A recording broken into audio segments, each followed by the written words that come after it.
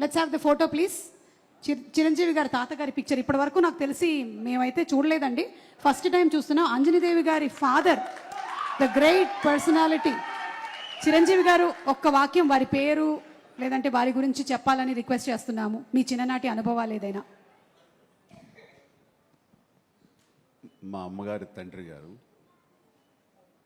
రాధాకృష్ణ నాయుడు. ఆయన నెల్లూరు వాసి, కానీ మొగల్తూరులో సెటిల్ అయ్యి అక్కడ స్టేట్ ఎక్సైజ్ ఇన్స్పెక్టర్గా రిటైర్ అయ్యారు ఆయన. అండ్ ఆయన నీకు ఎవరు పోలికలైనా ఎవరి బుద్ధి అని రావచ్చు, కానీ ఆయన బుద్ధులు మాత్రం రాకూడదురా అనేవాళ్ళు. ఎందుకంటే ఆయన రసికుడు.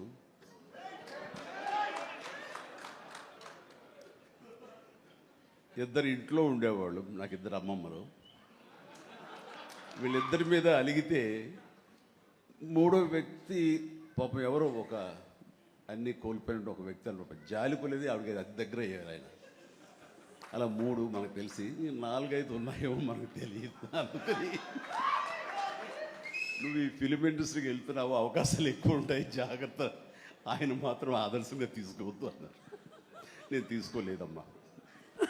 చిరంజీవి గారి తాతగారి గురించి తెలుసుకోవడం మాత్రమే కాదు, ఆయన చాలా దాన ధర్మాలు చేస్తారు, మంచి బుద్ధి వచ్చింది, అది ఒక్కటి కొంచెం అందిపుచ్చుకున్నాను. ఓకే, అయితే ఇప్పుడు రామ్ చరణ్ గారి తాతగారిని ఒకసారి చూద్దాము. రామ్ చరణ్ గారి తాతగారు అంటే చిరంజీవి గారి తండ్రి గారు. Photo please.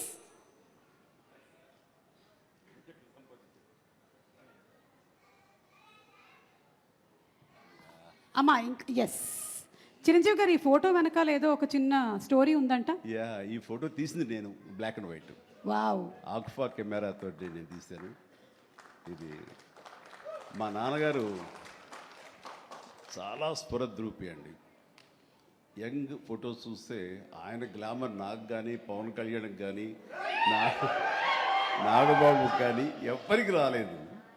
అంత గ్లామరస్ ఫేసు, అంటే ఇటాలియన్ కట్స్ అంటారే అలా ఉంటుంది ఆయన ఫేస్ కట్. మేము ఆయన ఆరాధిస్తుంటాం, ఆయన మా hero. Super, great, thank you. And finally ఒక పిక్చరు, క్లింకారా వాళ్ళ తాతగారి ఫోటో చూద్దాము. Photo please. అమ్మ తొందరగా ఏంట్రా బాబు. అది మేము ఇంకా ఫేస్ స్పష్టంగా చూడలేదు, కానీ విత్ ఆల్ ది మనవరాళ్ళు ఇంట్లో ఉన్నప్పుడల్లా నాకు మా గ్రాండ్ డాటర్స్ ఉన్నట్టు ఉండదు, ఒక లేడీస్ హాస్టల్ వార్డెన్లా ఉంటుంది నాకు. లేడీస్ హాస్టల్ వార్డెన్ లాగా చుట్టూ ఆడపిల్లలే, ఒక్క మగాడు. అరే చరణ్ ఈసారికైనా సరే ఇంకొక అబ్బాయిని కనరా, మన లెగసీ కంటిన్యూ అవ్వాలరా అని కోరిక. తనకి అసలు ఈ ముద్దు ఈ అమ్మాయి అంటేనే మళ్ళీ ఇంకో అమ్మాయిని అంటాడేమో నాకు భయం. Lovely kids. Thank you so much Chiranjeevi garu, thank you so much Brahmanandam garu. And yes, తాతగారుల గురించి కొన్ని beautiful information and beautiful stories, ఇమోషనల్వి షేర్ చేశారు. ఇప్పుడు సినిమాకి సంబంధించి ఎన్ని అఘాయిత్యాలు చూస్తున్నాము, ఎన్ని అన్యాయాలు జరుగుతున్నాయి, ఎన్ని అత్యాచారాలు జరుగుతున్నాయి. చిన్న పిల్లలు కూడా నిన్న ఏలూరు నియోజకవర్గంలో ఒక ఎల్కేజీ చదివేటువంటి పిల్లని ఒక స్కూల్ టీచర్ ఎంత దారుణంగా కొట్టాడు. అసలు ఆ తల్లి ఆ పాపను ఎత్తుకుని ఏడుస్తుంటే నాకు అసలు చాలా బాధ అనిపించింది. అంటే ఆ వయసు దగ్గర నుంచి అసలు ఆడపిల్లకి అన్యాయం జరుగుతూనే ఉంది, మహిళల వరకు. అసలు పెద్ద వాళ్ళని కూడా, వాళ్ళపైన కూడా అత్యాచారాలు చేస్తుంటే అసలు ఏం మాట్లాడతామన్నా. మహిళల విషయం తీసుకుంటే ఇలా ఉంది, విద్యార్థుల విషయం తీసుకుంటే అసలు ఫీ రీఎంబర్స్మెంట్ అన్నారు. ఆ రీఎంబర్స్మెంట్ ఎంతవరకు చేశారన్న?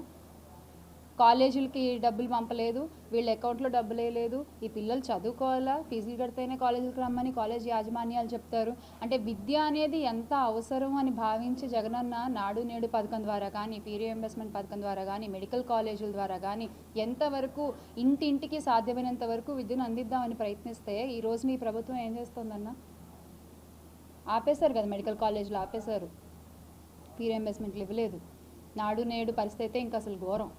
మధ్యాహ్నం అన్నంలో కూడా గోరుముద్ద, అది గోరుముద్ద అనాలా ఘోరమైన ముద్ద అనాలా అర్థం కాకుండా ఉండే పరిస్థితి చూస్తుంటే, అన్నంలో పురుగులు వస్తున్నాయని చెప్పి విద్యార్థులు రోడ్ల మీదకి వచ్చి ధర్నాలు చేస్తున్నటువంటి పరిస్థితి వాళ్ళ. విద్యార్థుల విషయం చూసుకుంటే అలా ఉంది, రైతుల పరిస్థితి చూస్తే ఇలా ఉంది, మహిళల పరిస్థితి చూస్తే అలా ఉంది.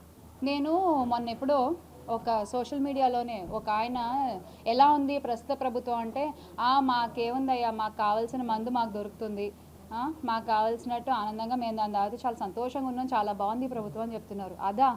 అదా ప్రజలకు కావాల్సింది, అది కాదు కదన్నా. అందరూ బాగుండాలి కదా ఇంట్లో. మద్యం మద్యం మద్యం అని చెప్పి వైఎస్ఆర్ కాంగ్రెస్ పార్టీ వైపు వేలెత్తి చూపించారు. ఈ రోజున మీరు చేస్తున్నది ఏంటి? ఆ రోజున గవర్నమెంట్ హయాంలో ఉంటే ఆ డబ్బంతా గవర్నమెంట్కే వచ్చేది కదా. ఈరోజు పోనీ మీరు ఏమైనా రేట్లు ఏమైనా తగ్గించారా? అది కూడా లేదు. మళ్ళీ దానివల్ల మా మహిళలకే ఎంత బాధ, వాళ్ళు తాగల పడిపోతుంటే. అవునా కాదా అక్క? ఎంతమంది అక్క ఇప్పుడు మన రోడ్ల మీద వెళ్తూ ఉంటే మామూలు ఆడవాళ్ళు నాకు చెప్తున్నారు, వాళ్ళు మా వాళ్ళు తాగేసి ఇళ్ళకి రావట్లేదు, మాకు చాలా కష్టంగా ఉంది. ఇదివరకు భయంగా ఉండేవాళ్ళు, ఇప్పుడు రోడ్ల మీద షాపులు ఓపెన్ గానే, ఎక్కడ పడితే అక్కడ పక్కన గుడుందో లేదు బడుందో లేదు, వాళ్ళ ఇష్టం. మెయిన్ సెంటర్ లో ఆడవాళ్ళకు కూడా ఇబ్బందిగా ఉంది. డోర్ డెలివరీలు కూడా స్టార్ట్ చేశారు. సో ఇలా ఎలా చూసుకున్నా కూడా ఎవరికి ఎటువంటి సంతోషం లేకుండా నడుస్తుంది. మొన్నటికి మొన్న సరే పోనీ అభివృద్ధి అన్నారు. సరే ఏం అభివృద్ధి? జగనన్న హయాంలో ఉన్నప్పుడు మనం 15వ స్థానంలో ఉండేవాళ్ళం, కానీ ఇప్పుడు 18కి పడిపోయాం. ఏం అభివృద్ధి? మొన్న పోనీ ఏమైనా కంపెనీలు తీసుకొచ్చారా? విదేశీ పర్యటనలకు వెళ్ళి, దావోస్ పర్యటనలకు వెళ్ళి, అక్కడి నుంచి కూడా ఏమీ లేదు. సో ఈ 8 నెలల పాలనలో చూసుకున్నట్లయితే వాళ్ళు ఏమీ చేయట్లేదు అన్న విషయం ప్రజలకి బాగా అర్థమైంది, చూస్తున్న ప్రతి ఒక్కళ్ళకి అర్థమైంది, పాలిస్తున్న వాళ్ళకి కూడా అర్థమైంది. ఏమన్నా అంటేనేమో నెలకు ఒక టాపిక్ తీసుకొచ్చి డైవర్షన్ పాలిటిక్స్ చేస్తున్నారు, వాళ్ళు చేసేటువంటి వివయాన్ని కప్పిపుచ్చుకోవడానికి.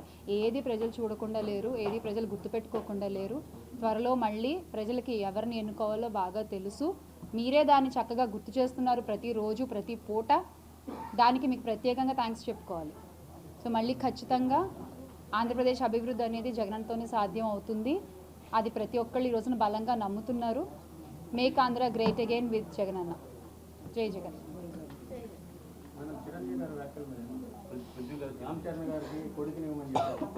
అదే నాకు అర్థం కాలేదు. అంటే వారసుడు అంటే కొడుకే అవుతాడా, కూతురు అవదా? అది ఏమో మరి మెగాస్టార్ చిరంజీవి గారు ఏ ఉద్దేశంతో అన్నారో నాకు తెలియదు, కానీ వారసుడు అనేవాళ్ళు కొడుకులే అవ్వాలి అనేటువంటి ఒక ఆలోచన నుంచి అందరూ బయటకు వస్తే బాగుంటుంది. ఇంత మహిళలు ఇంత అభివృద్ధి చెందుతూ ఇంత ముందుకు నడుస్తున్న ఈ రోజుల్లో కూడా వాళ్ళ ఇంట్లో వాళ్ళ కోడలే ఉంది. ఉపాసన గారు ఎంత చక్కగా రన్ చేస్తున్నారండి, ఒక డైనమిక్ లేడీ, ఒక ఉమెన్. వాళ్ళ మదర్స్ కానీ వాళ్ళ సిస్టర్స్ కానీ వారసులు ఖచ్చితంగా ఎవరన్నా అవ్వచ్చు, అది కొడుకే అవ్వాల్సిన అవసరం లేదు అనేది నా అభిప్రాయం. మరి ఆయన ఏ ఉద్దేశంతో అన్నారో మనకు తెలియదు కదా. మనం అంటే నిన్న నేను ఆల్రెడీ నా ప్రెస్ మీట్లో మాట్లాడడం జరిగిందండి. ఒకళ్ళు మాట్లాడేటువంటి వ్యాఖ్యల వల్ల మొత్తం వ్యవస్థ దెబ్బతినకూడదు. ఇప్పుడు ఒక సినిమాకి ఆయన మాట్లాడిన ఒక వ్యాఖ్యల వల్ల ఆయన ఎవరిని ఉద్దేశించైనా అనుండొచ్చు, అది ఆయన వ్యక్తిగత విషయం, ఆయనకి ఎవరి మీదైనా కోపం ఉండొచ్చు. కానీ ఒక సినిమా వేదిక మీద అది మాట్లాడాల్సినటువంటి టాపిక్ కాదు. దానివల్ల ఇప్పుడు ఏమైంది, కోపం వచ్చేవాళ్ళు కోపం వచ్చింది, వాళ్ళు మేము సినిమా చూడడం అంటున్నారు. సినిమా చూడకపోతే ప్రొడ్యూసర్కి డబ్బులు రావు, అప్పుడు ప్రొడ్యూసర్ ఇంకో సినిమా తీయలేడు. ఒక సినిమా మీద కొన్ని వందల కుటుంబాలు బతుకుతూ ఉంటాయి. ఆ ఉపాధిని అంతటినీ కూడా ఒక మాట పోగొట్టుకోకూడదు కదా. ఇది ఖచ్చితంగా తప్పే, అది ఎవరు మాట్లాడినా తప్పే. సినిమా వేదికలపైన రాజకీయాలు అనేది ఎవరు మాట్లాడినా తప్పే, అది ఏ పార్టీ వాళ్ళైనా సరే. This is my stand. Thank you అన్న, thank you. Hit TV app, ఇందులో short news, live news, entertainment shows, movies, digital magazines తో పాటు మీ జిల్లా వార్తలను కూడా ఫ్రీగా చూడొచ్చు. అంతేకాదు కేజీ నుంచి పీజీ వరకు విద్యార్థులకు స్కాలర్షిప్ కూడా అందిస్తున్నాం. ప్రతి వారం 10 మందికి లక్కీ డ్రా ద్వారా ఒక్కొక్కరికి 10,000 రూపాయలు అందిస్తున్నాం.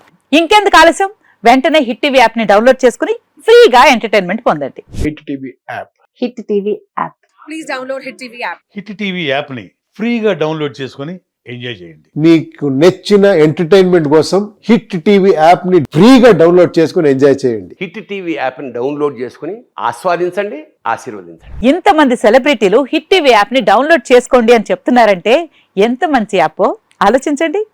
అమెరికా అమెరికాలో చదవాలనుకునే వాళ్ళకి విశ్వసనీయమైన పేరు మన శౌర్య కన్సల్టెన్సీ. UK లో 1 year masters, UK లో 1 year masters, 2 years work permit up to 5 years visa. Contact Saurya Consultancy. Contact 89851 89851.